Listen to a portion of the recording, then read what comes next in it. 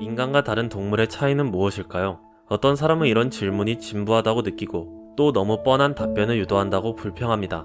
인간은 이성을 가지고 있다거나 상상력, 도덕적 행위 능력, 역사와 철학 등 인간 종만이 가능한 여러 우월적 자질들을 갖추고 있다는 식이죠. 한편 종교는 신이 스스로를 본떠 인간을 만들었고 인간이 자연계를 지배할 권한을 신으로부터 부여받았다고 우리에게 말합니다. 그렇게 신의 형상과 닮은 인간종이 다른 동물에 비해 특별하다는 거죠. 서로의 입장과 근거에서 약간의 차이는 있지만 합리성을 내세우는 학자들이나 신앙심을 내세우는 종교인들이나 인간이라는 존재가 자연에서 특별하다는 점에서만큼은 의견의 일치를 보이는 듯 했습니다. 그런데 1859년 영국에서 출간된 한 책에서 당대 사람들의 상식을 정면으로 깨부수는 내용이 발표되었습니다.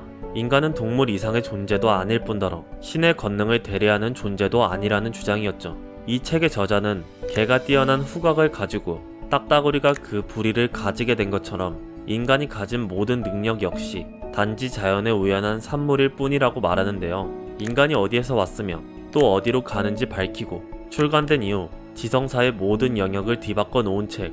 이번 책은 찰스 다윈의 종의 기원입니다.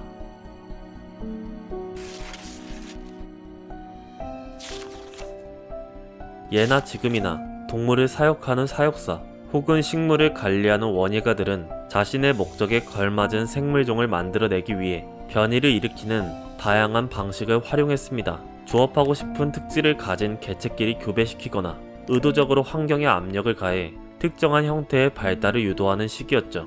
이를 일종의 확정적 변이라고 할 수 있습니다.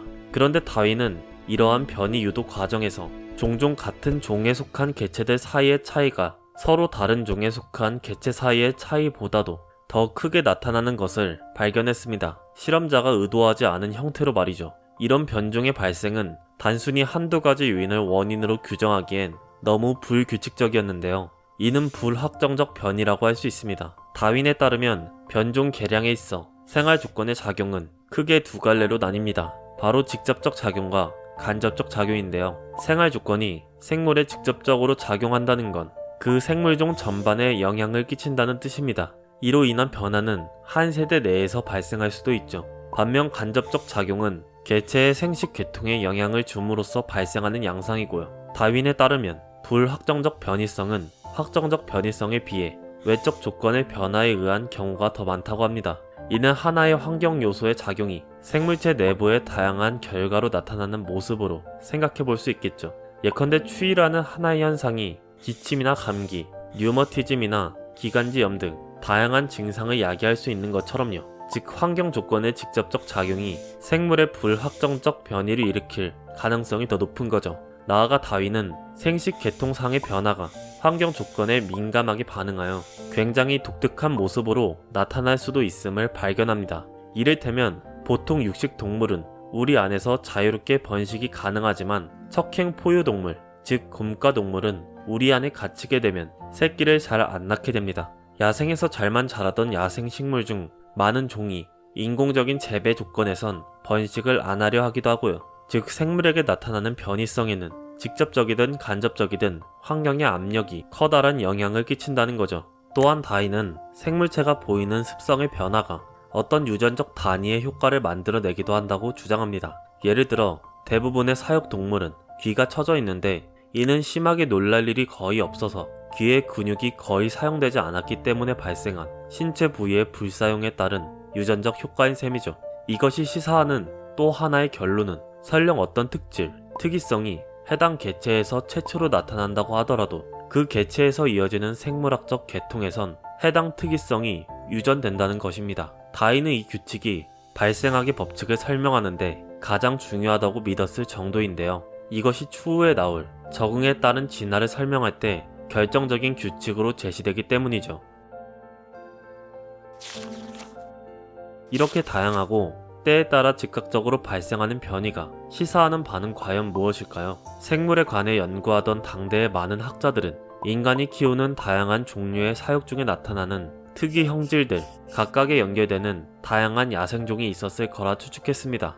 예컨대 오늘날 개의 품종은 다양한데 이들 각각의 품종 계통에 해당하는 조상들이 자연에 이미 존재했을 거라는 거죠. 이는 신이 자연을 이미 완성된 상태로 창조해냈다는 창조론의 관념과 연결되는 생각이었습니다. 그런데 다윈은 이렇게 보편적으로 받아들여지는 학자들의 견해를 이상하다고 여겼습니다. 이들에 따르면 자연 세계에 존재했던 각기 다른 견종들을 모두 각각 사육해냈다는 건데 과연 그게 가능했을까 하는 거죠. 같은 개라고 해도 품종마다 생김새나 특징이 현저하게 다른데도 생물학적 지식이나 분류 기준이 명확하지 않았던 고대에 이들 모두를 같은 개로서 사육해내는데 성공했다는 게 어딘가 부자연스러운 측면이 있다는 겁니다. 이에 다윈은 자체적으로 전 세계의 사육견을 보고 당대의 다양한 자료들을 검토한 결과 사람들이 가축화에 성공한 다양한 동물종이 대개 단일한 원종에서 유래되었다는 생각에까지 이르게 됩니다. 그는 이러한 아이디어의 유력한 근거 중 하나로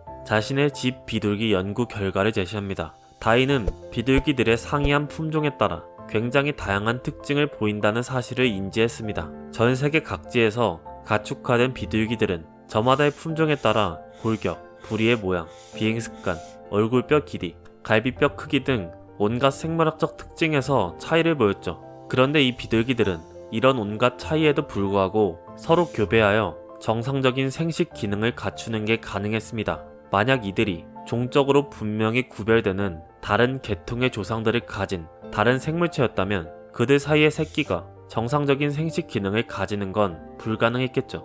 예컨대 호랑이와 사자 사이 이종 교배로 나온 라이거는 대부분 자식을 낳는 게 불가능합니다. 만약 비둘기나 개의 품종이 이렇듯 다른 종을 시사한다면 라이거처럼 새끼를 낳을 수 없었을 것입니다. 다윈은 현대의 인류에게 유용한 다양한 동식물의 양태가 태고적 에부터 지금과 같은 모습으로 존재하진 않았을 것이라고 생각했습니다. 그렇다면 오늘날 동식물의 모습을 해명하는 열쇠는 무엇일까요? 그는 이것이 인간의 축적된 선택의 힘에 있다고 말합니다. 앞서 살펴봤듯 생물은 다양한 작용에 의해 세대와 세대 사이 혹은 세대 내에서 각종 생물학적 변이를 일으킵니다. 환경의 압력에 보다 잘 적응하기 위해서요. 즉 인간이 선택한 자연의 생물 중에 인간이 원하는 능력만을 남기는 쪽으로 사육 재배를 반복해 왔던 것입니다. 가장 간단한 방식으론 일정 기준치를 만족하지 못하는 개체들을 더 이상 번식시키지 않고 도살하는 방법이 있겠죠. 그럼 자연이 건강하고 쓸모있는 유전 형질을 가진 개체들만이 번식에 성공할 테니까요. 이러한 인간의 선택 경향에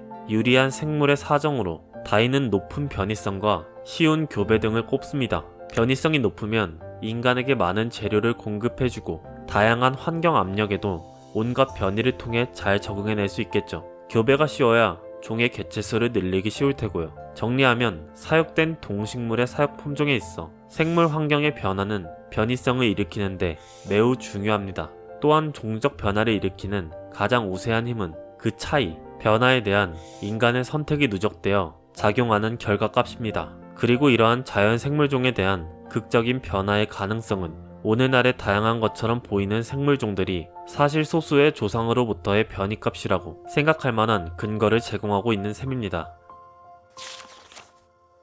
당대의 분류학자들은 종의 중요한 부분이 결코 변이하지 않는다고 생각했습니다. 말하자면 종을 규정하는 본질이라는 게 있다고 생각했던 거죠. 그래서 이 중요한 부분이 생물을 종적으로 분류하는 중요한 기준이라고 믿었는데요. 그런데 이러한 설명은 다소 순환적입니다. 이들의 주장에 따르면 지속적 관찰에 따라 변이하지 않는 부분이 중요합니다. 그런데 그것이 왜 중요하냐고 하면 그것이 변하지 않는 부분이기 때문이라고 답할 수밖에 없죠. 달리 말하면 지금까지 변하지 않았던 부위가 어떤 계기를 토대로 변화했을 때 사실 생물에 변하지 않는 부분 같은 건 없다가 아니라 그 부분은 사실 중요하지 않은 부분이었다는 식으로 설명할 구멍을 만들어 놓게 되는 거죠. 다윈에 따르면 개체마다 나타나는 차이에 있어 쟁점이 되는 사실 중 하나는 속에 해당하는 형체의 많은 부류가 심한 변이량을 나타낸다는 것입니다. 즉 같은 종에 속하는 여러 속의 개체들이 마치 서로 다른 종인 것처럼 큰 차이와 변동성을 보인다는 거죠. 그런데 이렇게 다르게 나타나는 생물들을 어떤 기준에 따라 딱딱 나누어 떨어지게 종을 분류하는 게 과연 가능할까요? 다윈은 이것이 불가능하다고 말합니다. 그래서 생물종을 분류할 때 분류학자들은 언제나 자신의 편견과 무지, 속단의 유혹으로부터 시험받게 될 수밖에 없죠.